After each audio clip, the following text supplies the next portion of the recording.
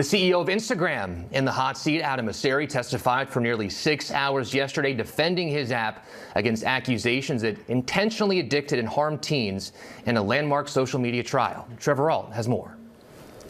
Well, Perry, this is social media literally on trial. Platforms like Instagram and YouTube accused of being harmful to children and designed to be addictive.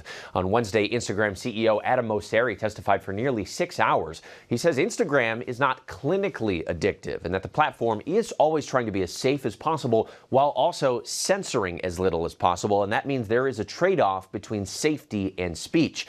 Mosseri highlighted user controls on Instagram. He implied it is easy to silence the app. Now, this case is centered on a now 20-year-old who says social media platforms are to blame for her having anxiety, depression, and body image issues. Her attorney presented emails showing experts had warned Instagram executives that the platform's so-called plastic surgery face filters could have harmful impacts for their users' mental health. Now, Instagram's parent company Meta says in part this 20-year-old faced many significant, difficult challenges well before she ever used social media. CEO Mark Zuckerberg is set to testify next week. TikTok and Snapchat were also named in this lawsuit, but they settled their cases ahead of the trial. The result of this case could be pretty massive. There have been more than 1,000 lawsuits with similar claims against social media companies. Perry.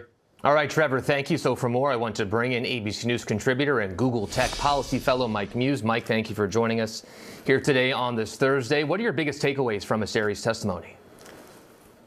From Mosseri's takeaways, what I gathered is that the complications of this trial, as Mosseri said, that this is the first time he's ever had to experience a trial. And this is the first time that social media has had a trial by jury. And having a trial by jury, you are engaging with potential jurors who possibly may be parents themselves.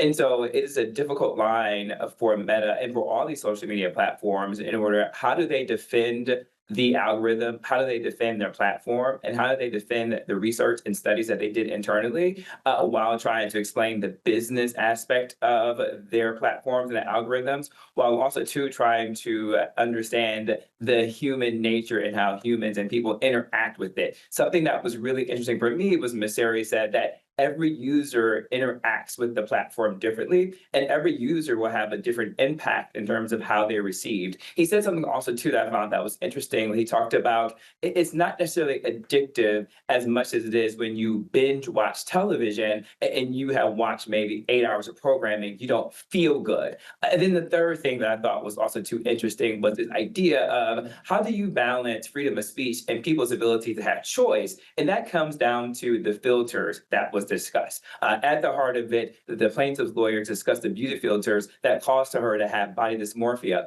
And so what Mosseri said was that they did ban them at one point, but then they lifted the ban because every user, again, has a different experience with social media and has a different mental fortitude. And so do you eliminate those filters from those who have more of a stronger mental fortitude in order to protect those with less? And so that is the balance when it comes to a platform that has hundreds of millions of users in terms of how do you balance that? And that's the scale that I think that these social media platforms are going to have to discuss to the jurors to give them context that this isn't just a United States issue, but this platform is for global users. And then a lawyer for YouTube also testified, arguing that YouTube is not a social media site, but an entertainment platform that's more kind of like Netflix. What do you think the strategy is there?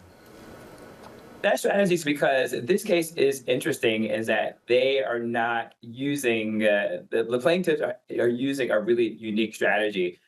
Previously, social media platforms have been protected by Section 230, which doesn't prevent tech companies from being held liable for any speech that exists on their platform. What the plaintiffs are doing is attacking the product design and saying that the product design is a flaw that changes the way that the algorithm works. And so if YouTube is saying that we're not a social media company, we are akin to a Netflix, Perry, every juror has more than likely used Netflix. And when you put it into that context, you begin to understand that we are separate from the other companies here. And I think that's a clear distinction.